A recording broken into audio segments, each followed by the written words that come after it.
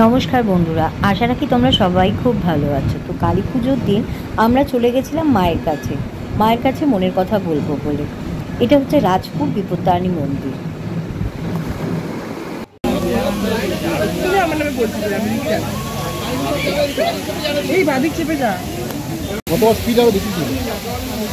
লাইনে না, শুধু সকালবেলা এলাম, এত ফাঁকা। এখন কি ভিড় হয়ে গেল। সন্ধ্যেবেলা এলাম, কত ফাঁকা, চক্কর চলে এলাম, এখন ভিড় হয়ে গেল। বলো আমরা কোথায় এসেছি? আজকে কি বিপত্তারিণীর বাড়িতে? আজকে বিপত্তারিণীর বাড়িতে কালী পুজো বিশাল আয়োজন হয়, প্রতি বছর হয় আর খুব সুন্দর করে সাজানো হয়। তো এবার এই বিপত্তারিণী বাড়িতে কালী পুজো আগের বার যাওয়া হয়, এখানে যাওয়া জ্বর এসছে, এবার আমরা যাচ্ছি। তো এবার পুজো দিতে হবে আমাদের। প্রচুর মানুষের আনাগোনা আসছে এবং প্রচুর ভিড় আজকে। তো আমরা 10:30 থেকে পুজো শুরু হয়েছে, কিন্তু আমাদের আসতে একটু লেটই হয়েছে। চলো পুজো দেখতে যাই আমরা। যাবো তো, লাইটিং আসছে, দেখ কত সুন্দর লাইট আসছে, লাইট আসছে সুন্দর।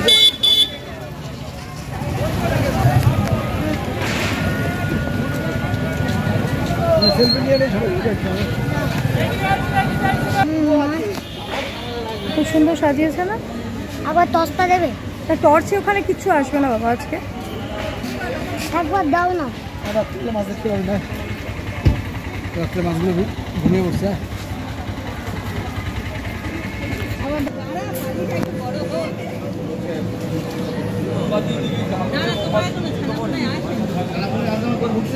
বাবা নমস্কার কর, প্রণাম কর।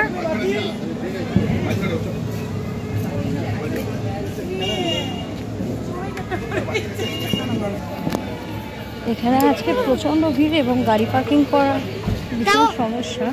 আমি তাও এখানে একটা ঘাট আছে, তো এখানে একটা ঘাট, এবার ওইখানে পুজো হয়েছিল, পিছন দিকে দেখাচ্ছি ভিডিও।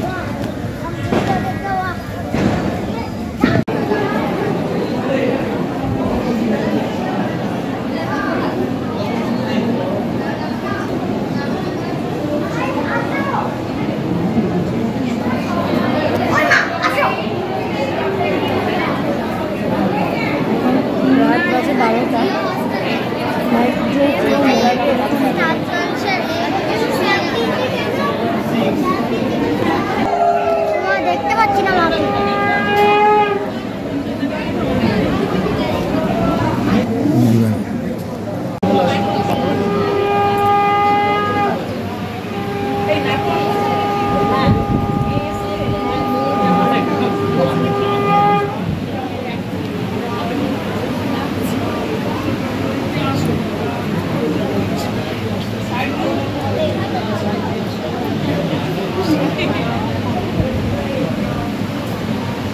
গায়ে পা লাগছে মানুষের।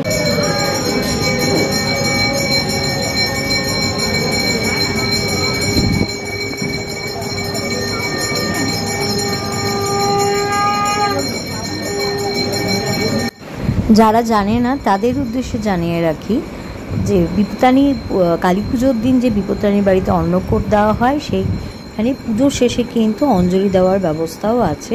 তবে এই দিন মায়ের পায়ে স্পর্শ করার, এত মানুষের ভিড়ের মধ্যে স্পর্শ করা সম্ভব নয়, তাই মায়ের কাছে যাওয়ার অনুমতি নেই, কিন্তু অঞ্জলি দেওয়ার ব্যবস্থা আছে। আরতি শেষে এখানে কিন্তু কালী পুজোর দিন রাতে অঞ্জলি দেওয়া হয়।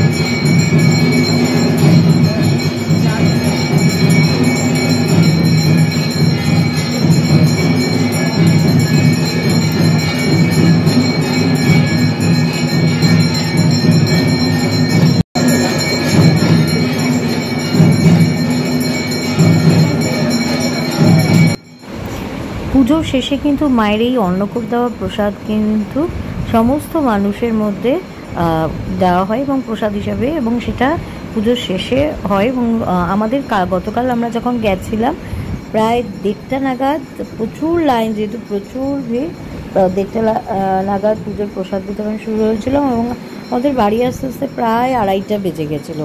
তো হাতে প্রায় অনেকটা সময় আমরা গেছিলামও, ওই জন্য আমার ছেলেগুলোকে খাইয়ে রাত্রি 10:30টার পর আমরা বেরিয়েছিলাম। তাতে কী হচ্ছে, আমরা পুরো পুজো দেখে তারপর আসতে পেরেছি। তবে সন্ধ্যার সময়ও মায়ের মন্দিরে পুজো হয়, সেটা হচ্ছে যেখানে বাবা দুলাল মাকে পেয়েছিলেন সেই গাছের নিচে পুজো হয়, এবং সেইখানে পুজো কমপ্লিট করার পর মায়ের মন্দিরে আবার পুজো শুরু হয়। সেই পুজো শুরু হয়েছিল 10:30 থেকে প্রায় রাত্রি 1টা অবধি পুজো চলেছিল। যারা জানেন না রাজপুর বিপত্তারিণী মন্দির কোথায়, যারা এখনও মানে যাদের এখনও মায়ের কাছে যাওয়া হয়ে ওঠে, তাদের উদ্দেশ্যে বলি এটি রাজপুরে, মানে সোনারপুরের জংশন ট্রেন ধরে সোনারপুরে নেমে ওখান থেকে অটো ধরেও আসতে পারে। সোনারপুরে 1 নম্বর প্ল্যাটফর্ম থেকে নেমে রাজপুর বিপত্তারিণী বাড়ি বললে যে কেউ আপনাকে, যে কোনো অটো স্ট্যান্ডের অটো দাদারা আপনাকে দেখিয়ে দেবে কোথা থেকে নামে যেতে হয়।